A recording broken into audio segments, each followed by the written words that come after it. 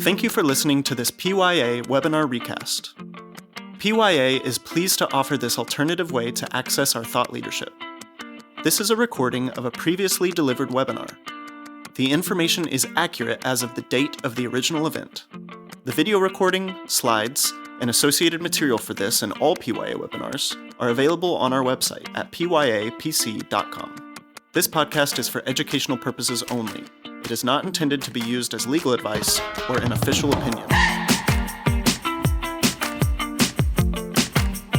Good afternoon, everyone, and welcome to today's webinar hosted by PYA. Today, we're continuing our timely, tough, or tricky physician compensation and fair market value topic series with a presentation on going for gold in physician compensation planning. PYA is happy to present today's webinar on this important topic. Now, I would like to introduce PYA principals Lyle Oelrich and Angie Caldwell. Both Lyle and Angie consult with physician practices, hospitals, healthcare systems in the areas of physician compensation planning, fair market value compensation, and commercial reasonableness. Lyle and Angie have many years of experience in these areas, as well as in advising healthcare clients on other strategic, financial, and operational issues. Lyle, over to you. Thank you, Jennifer. Welcome to each of you all today as we come back together to talk about another timely, tough, or tricky presentation in fair market value and physician compensation. We are really excited to talk about this topic today.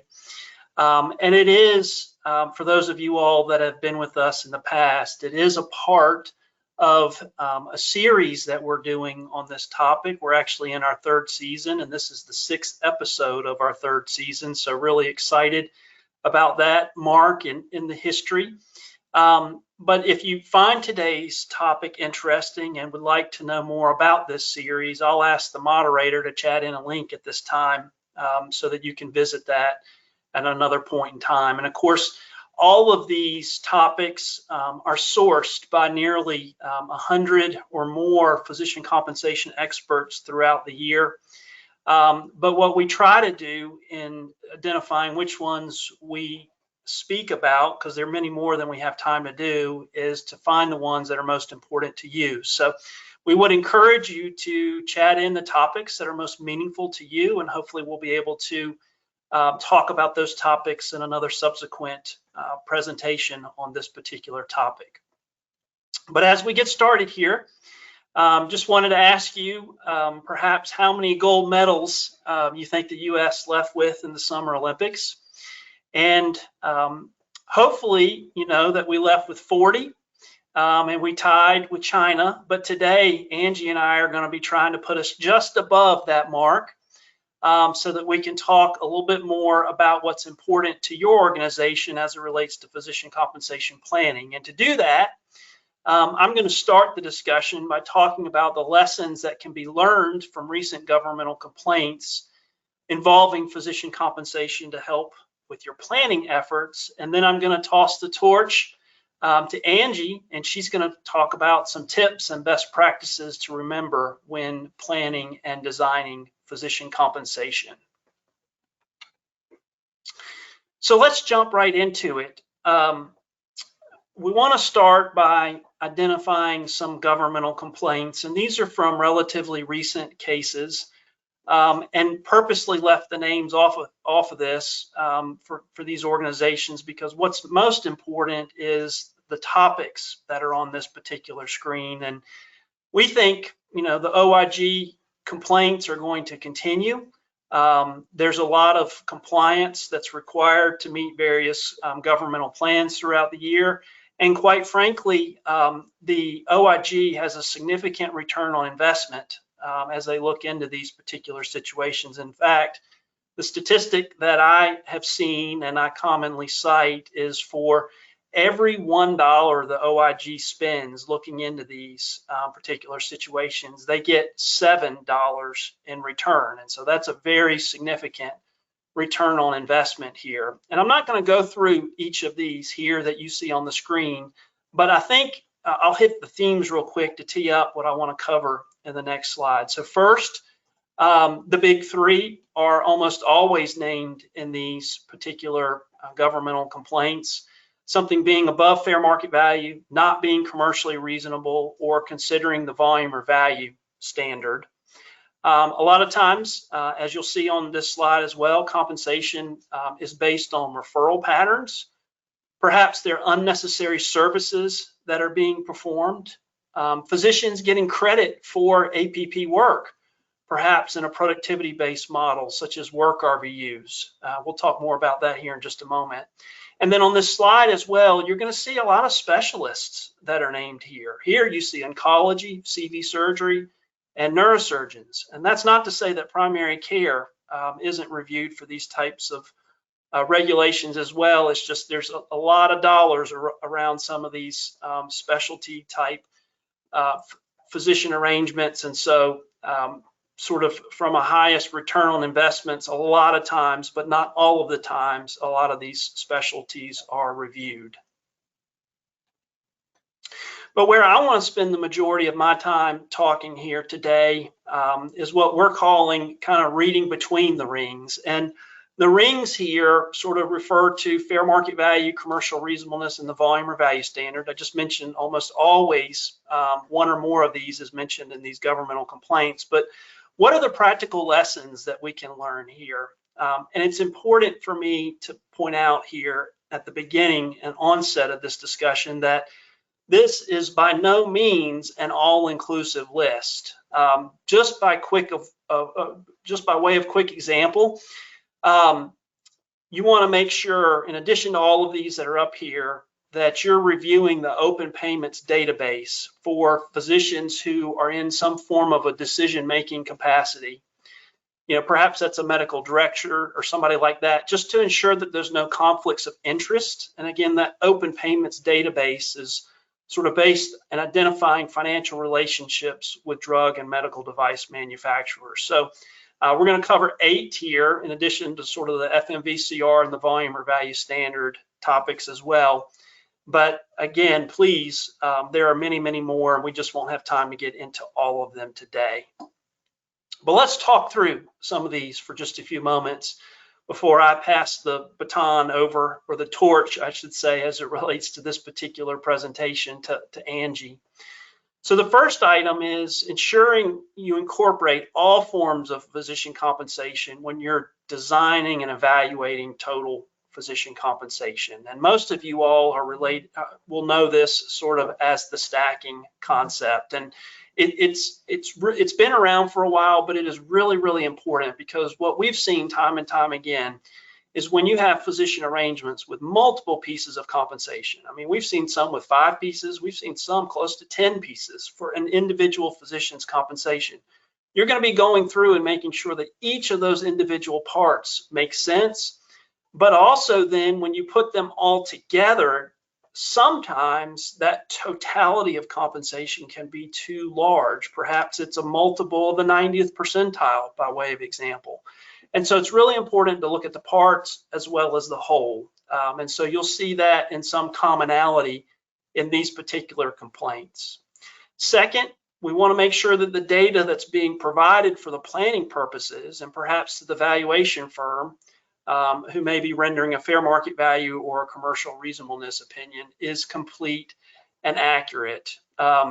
We, as a valuation firm, at times are in the receiving end of this particular situation. By way of example, we've received RVUs before that we thought were pretty extravagant in terms of their size, and we asked for a little bit of supporting documentation, and lo and behold, we learned by accident that we were actually sent total RVUs, not work RVUs. And so we want to make sure that we're getting the right data for planning and valuation purposes. And just generally speaking, it's the concept of garbage in, garbage out. Our, as valuators, opinion will be as good as the data that we get to base it on. And so really important for us to kind of reflect on that particular topic. And you've seen it in some of these recent governmental complaints as well.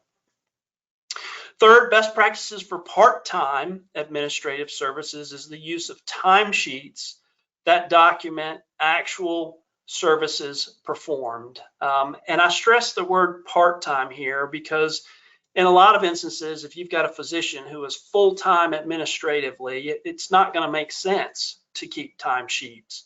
But for those part-time, you do want to make sure that you're documenting the time that's actually being spent and you're paying for services that are actually rendered. And again, that's not the only way that these things have to be tracked. Depending on your risk tolerance, for example, you may want to have or pay based off of deliverables. By way of quick example, let's say you engage a physician or a physician group to develop a strategic plan on behalf of your entity.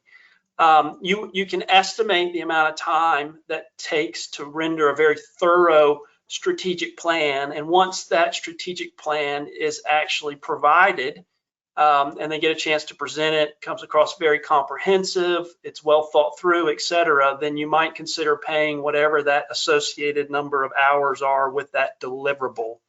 But again, kind of depending on your risk tolerance level, there is something to be considered as you think through that. Fourth, fair market value can change over time.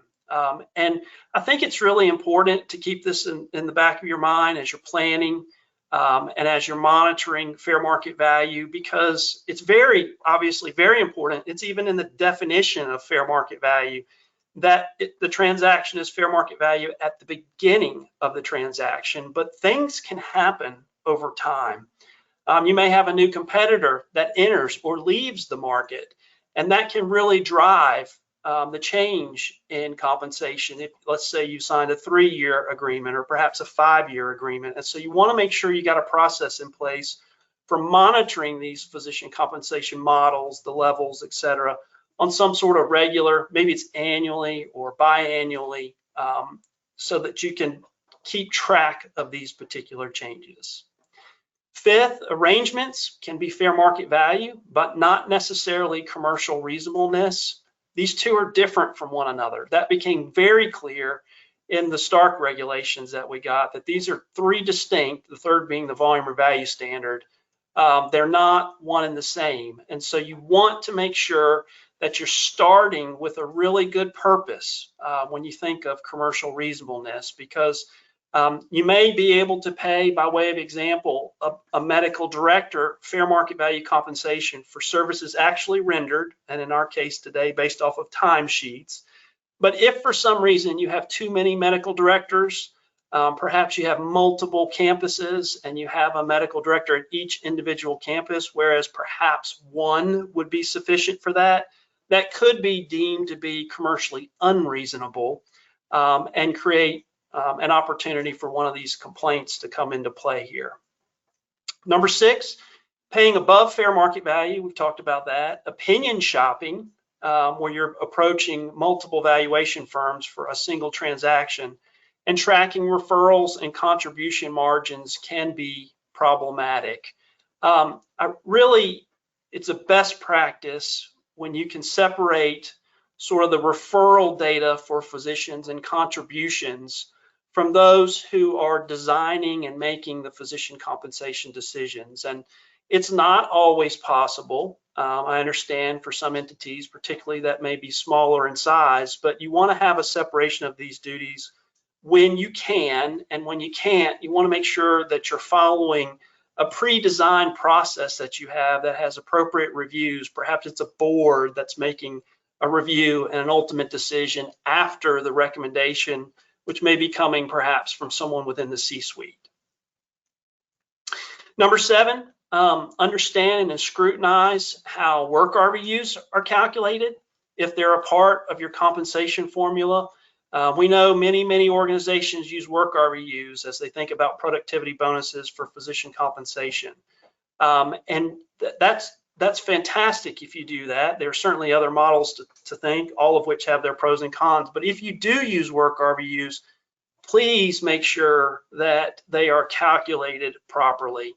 For almost all purposes, they need to be personally performed. And that can be complicated, as I mentioned before, when APPs are working collaboratively with physicians. They need to be modifier adjusted. They need to be supported by accurate coding and medical necessity. And that's just a few to touch on here for just a moment. So that is really, really important. So, and then number 8, and this one comes up quite often in the work that we do. When you're paying newly hospital employed physicians compensation that is significantly higher than what the physicians were making in private practice, that can be, but it's not outright always an issue that we need to be thinking through here. And we've even seen this when, and there's a case out there that talks about paying newly hospital employed physicians that were in private practice median compensation. And that was a significant increase over their historical compensation. And the government alleged the only reason that you would do that is if you're considering the volume or value of referrals.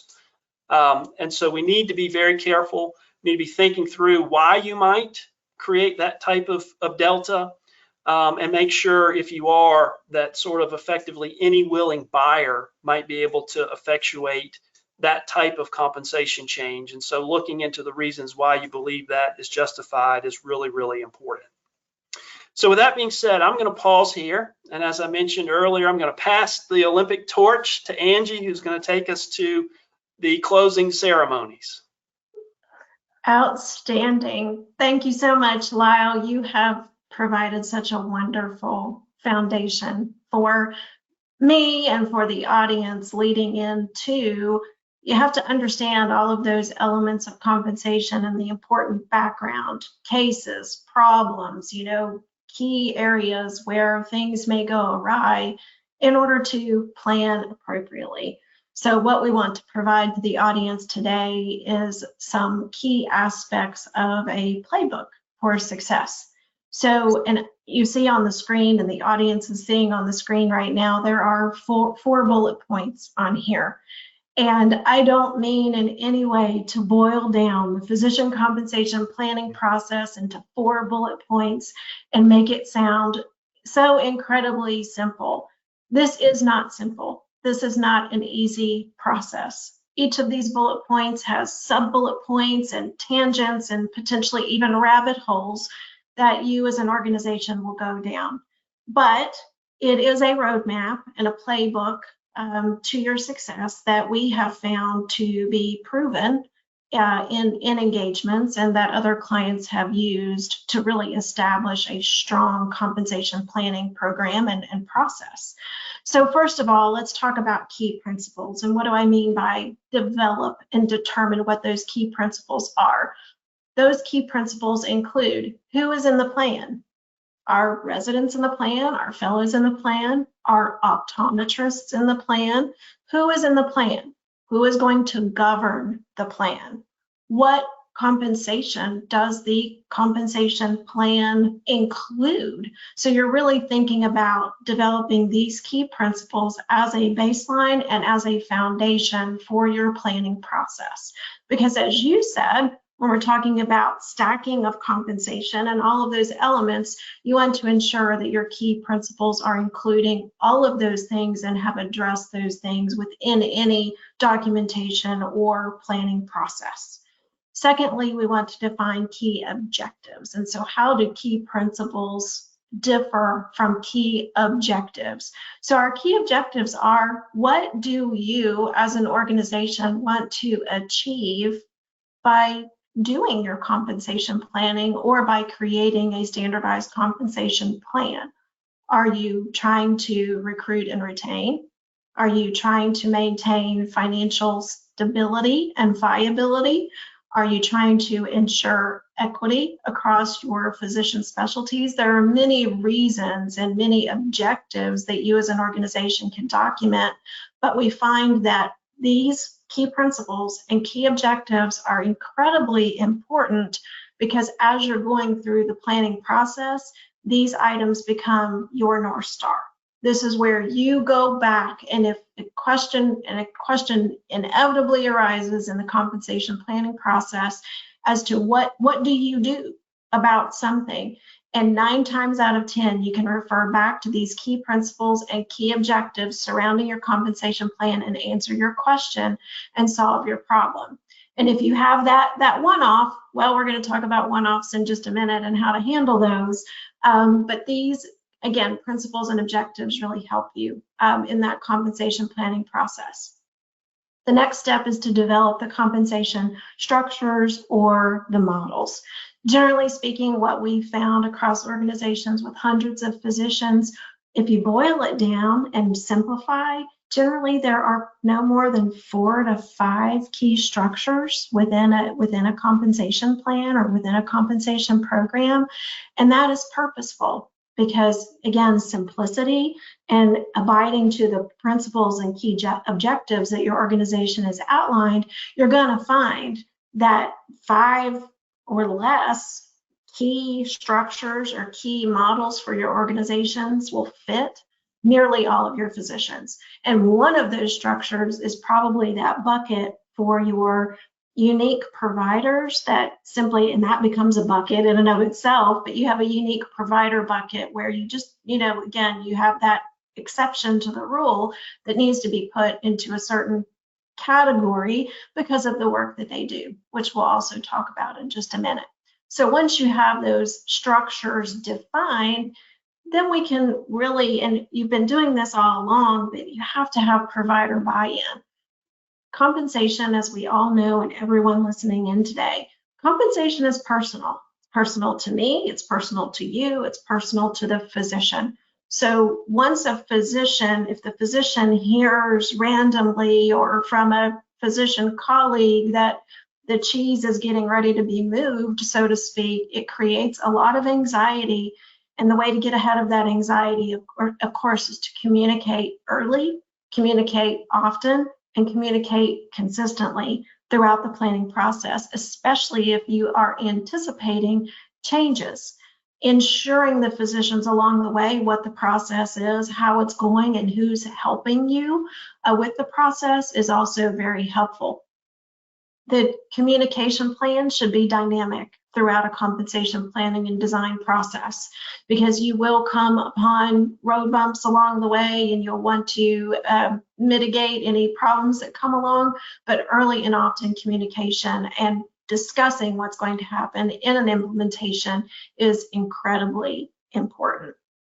So then after you have your playbook set up, we all love Simone. We all love Simone Biles. So think about what Simone did. We saw those videos of her during the Olympics where she was just an itty bitty thing, and she was beginning to learn all of these crazy acrobatic skills that she has.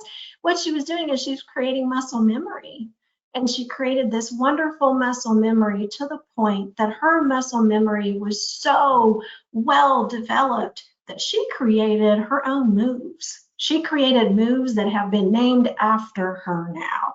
So what we hope for you is that the foundation that you've developed in your playbook really becomes your muscle memory, to the point that then you can begin doing that double layout with a half twist in your compensation plan and design.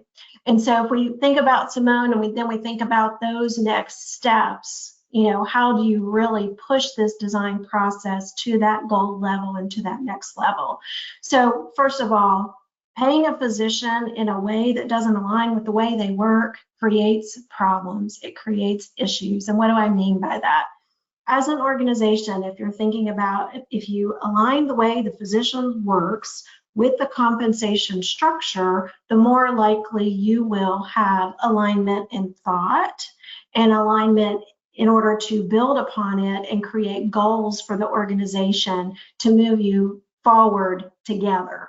So, for example, if you need coverage and you're paying for productivity, that's a disincentive. It's very irritating to the physician because they're there to provide coverage, but yet their compensation plan doesn't align with how they work. So aligning the way the physician works with what they are doing with their compensation plan is key. Then you can also align that with goals of the organization. Again, pay for coverage where you need coverage, pay for productivity where you need productivity.